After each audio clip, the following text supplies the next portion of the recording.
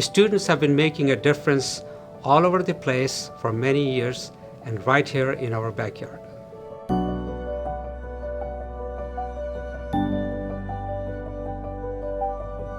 He's not just this, he's not just that. Yes, he's America's first black astronaut. He's also the first astronaut, as far as I can tell, that had a PhD in chemistry.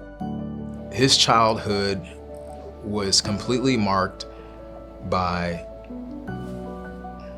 how can I be useful to others with what I have.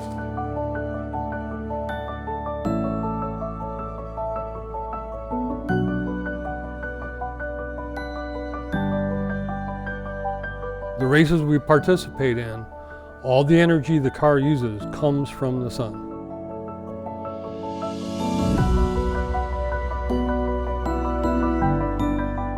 The students get to be exposed in real life environment. It's a lot of stress, but when it's time to actually go to the competition, it's euphoria.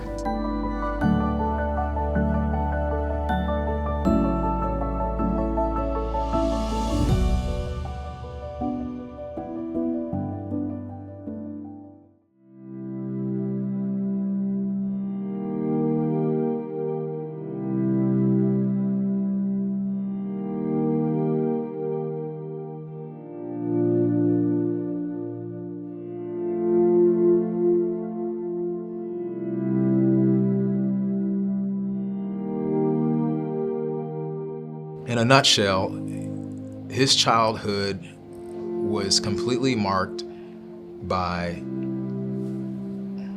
how can I be useful to others with what I have.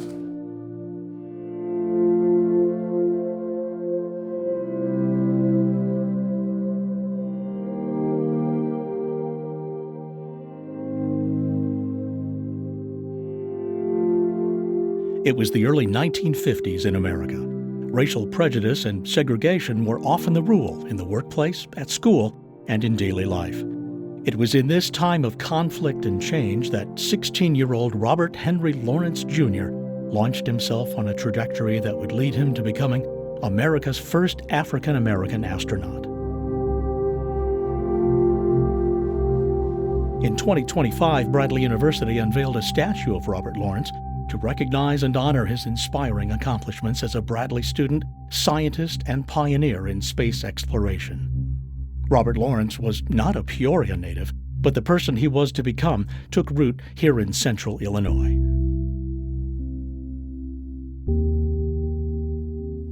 Born in Chicago in 1935, young Robert Lawrence excelled from an early age. He attended Haynes Elementary School on the south side of Chicago, loved chess, and built model airplanes.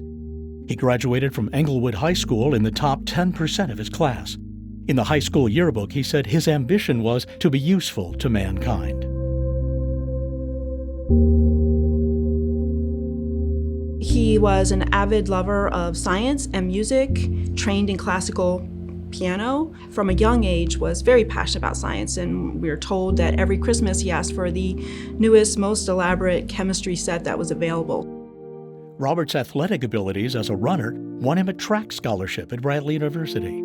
He arrived on campus in 1952, pledged the Omega Psi Phi fraternity, and joined the Air Force ROTC. He chose chemistry as his major and became active in the student chapter of the American Chemical Society. Some universities at that time would not admit African American students or put up barriers to segregate them from the white student body and deny equal opportunities. Bradley was different. I have to say that our department was sort of a microcosm of itself and very supportive of all students. The faculty at that time just saw themselves as put there with a mission to help cultivate the potential of all the students, regardless of race, gender, orientation. By all accounts, Robert saw himself as just another student pursuing his dreams. He was determined, and I think his family had raised both he and his sister to pursue their dreams, and even, in face of adversity. I mean, they were very humble people, but they would not back down from adversity. Robert graduated from Bradley in 1956 and became an Air Force instructor pilot assigned to train airmen in the German Air Force. When he returned to the United States, he married his high school sweetheart, Barbara Kress. A son, Tracy, was born a year later. The ambitious pilot and chemist continued to climb higher. He was accepted into the graduate program at The Ohio State University, and in 1965 he earned his Ph.D. in physical chemistry, one of the most difficult branches of chemistry. When he wrote the dedication for his PhD dissertation, dedicated his work to African Americans who, and I quote, have spent their lives in the performance of menial tasks, struggling to overcome both natural and man-made problems of survival. To such men and women, scientific investigation would have seemed a grand abstraction. However, it has been their endeavors which have supplied both the wherewithal and motivation that initiated and helped sustain this effort. Graduate degree in hand, Robert became a senior pilot in the Air Force, and in 1967 he completed test pilot school. That same year, he was selected to be part of the Air Force's Manned Orbital Laboratory Program, a classified mission that would have used the Gemini spacecraft as part of an American space station. Tragically, Robert was killed in a plane crash on December 8, 1967, doing what he loved, training other pilots. The Manned Orbital Laboratory was canceled in 1968, but all of the pilots in Robert's group later flew space shuttle missions. Had he lived, it's likely that Robert Lawrence would have gone into space. NASA later said his accomplishments as a pilot and his flight maneuver data were critical to the space shuttle program. Since his tragic death, he's been honored in a number of ways, and his legacy lives on in many places. He's part of a mural in the St. Louis airport, where they recognize space and contributors to space and scientists and astronauts. He also has buildings and lecture halls named after him at ICC, Illinois State University, The Ohio State University, and at Bradley we have a lecture hall named after him. We have endowed scholarships. We've been talking for a few years about how to recognize and truly honor him. The decision to erect a statue in his likeness came about.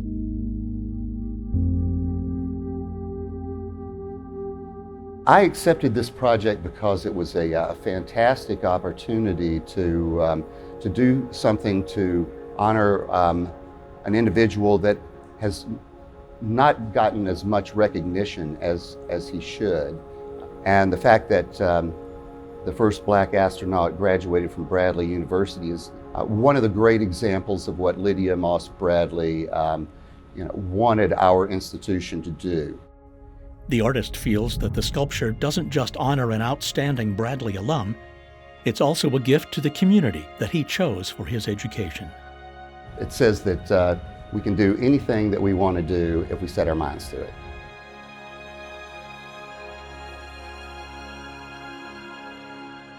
Major Lawrence's legacy is visible across the Bradley University campus. Current chemistry students are surrounded by reminders of his brief but consequential life. He's not just this. He's not just that. Yes, he's America's first black astronaut. He's also the first astronaut, as far as I can tell, that had a PhD in chemistry. But he had these intersections of other things in his life. He was involved with a family. Okay, he had interest in track. He was a Greek. And there's all these different things that come together to make him who he was. Family and supporters lobbied to have Major Lawrence added to the Space Mirror Memorial at the John F. Kennedy Space Center in Florida. He was finally memorialized there on December 8, 1997, 30 years after his tragic death. I'm enthusiastic about spreading the news about him because I think he's a great person. I would have loved to have him as a student in my research lab.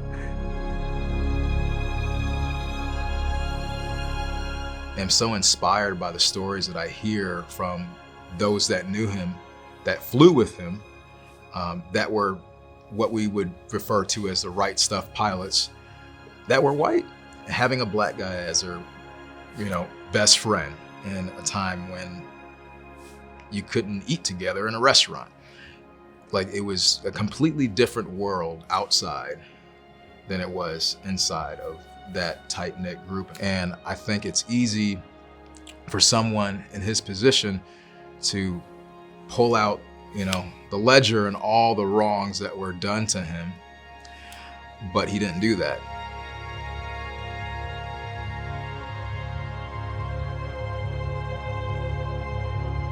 I don't believe that his death was for nothing, and I do believe he lived a full life in regards to just that quality that perhaps maybe it takes some of us 100 years to understand the things that he learned in 16 years.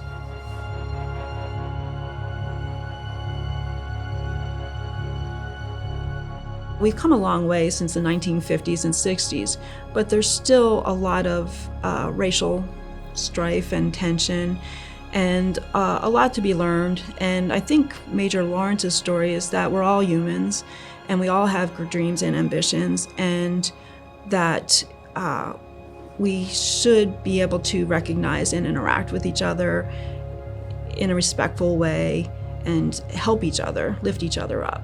Having a statue there is sort of a day-to-day reminder of that why we're here, what our mission is, and what we can actually help our students achieve. He is the epitome of Bradley Brave. He was always focused. He was always going forward. One of his crew members in the MOL program always said that he walked slow, but he never looked back.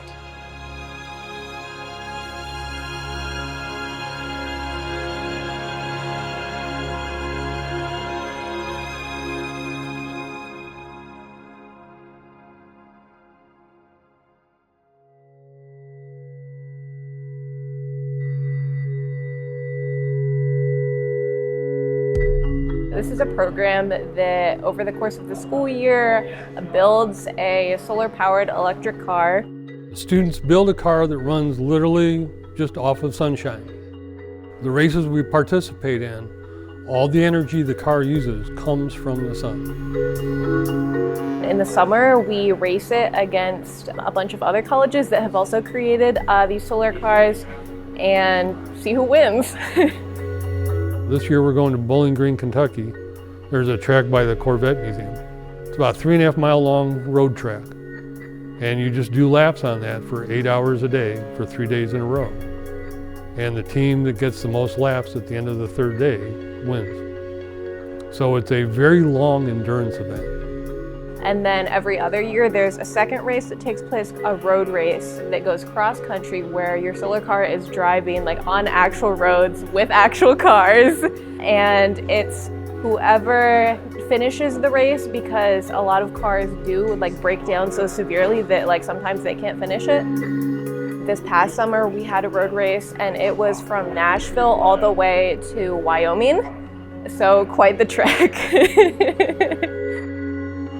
There's no air conditioning or anything like that in the car, so it gets roughly 20 degrees hotter than outside in the car, but it's a lot of fun.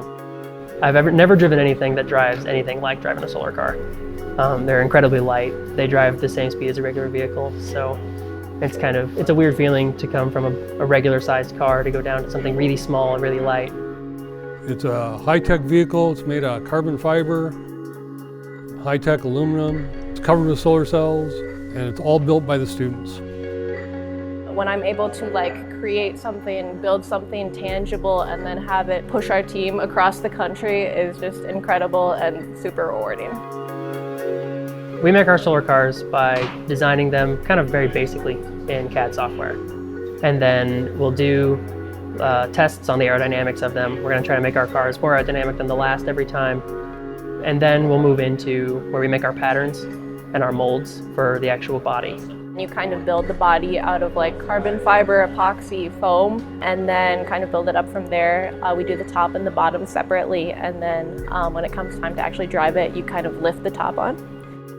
And then hopefully we put about 1,000 miles on the car before we go to the track race, so that we know we've got all of our problems ironed out and we know how the car is going to perform. Anybody can join. I got involved when I was a freshman. You also don't have to be any particular major. We have all kinds of majors. We are one of the very few teams that don't have an engineering department. We will start having one next year. That's the first year of ISUs. But I think that a lot of the backgrounds that everybody comes from makes it a lot easier for our team to innovate on our ideas, because we're not all coming from the same background or the same knowledge of everything. I mean, we've got people from wildly different education tracks, and they're all coming in here bringing their knowledge to us. I'm a physics major. We have like a game design major, engineering technology. It is very interdisciplinary. We welcome everybody. It's from any department. We've had, music, chemistry majors, technology department, physics. There's no restriction at all. When we're going out there, especially at the track race, we actually ended up beating Michigan and Stanford and U of I. U of I was the most rewarding. It's kind of a David versus Goliath kind of feeling.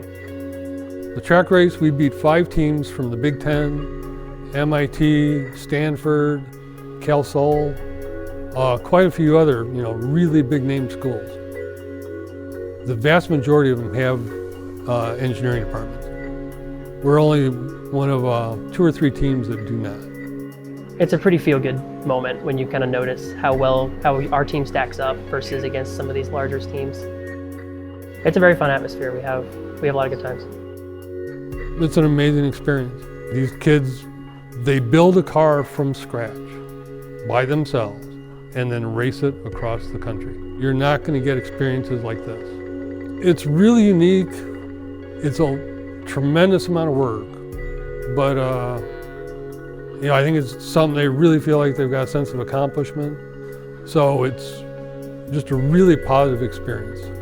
And usually once they go to one race, they're just totally hooked.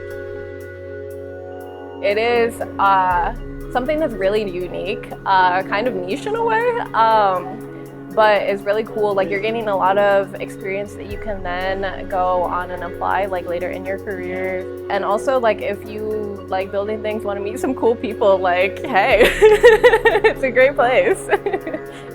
I would say that this is the kind of thing that you will look back on for the rest of your life as one of the most fun things you've ever done in your life, one of the most rewarding experiences, and something you will very fondly remember Solar Car, despite all of the long nights, despite a lot of the hard work that you have to do, and the missing out on certain things because you're spending time in the shop building the car. It's very easily my favorite part of my college experience.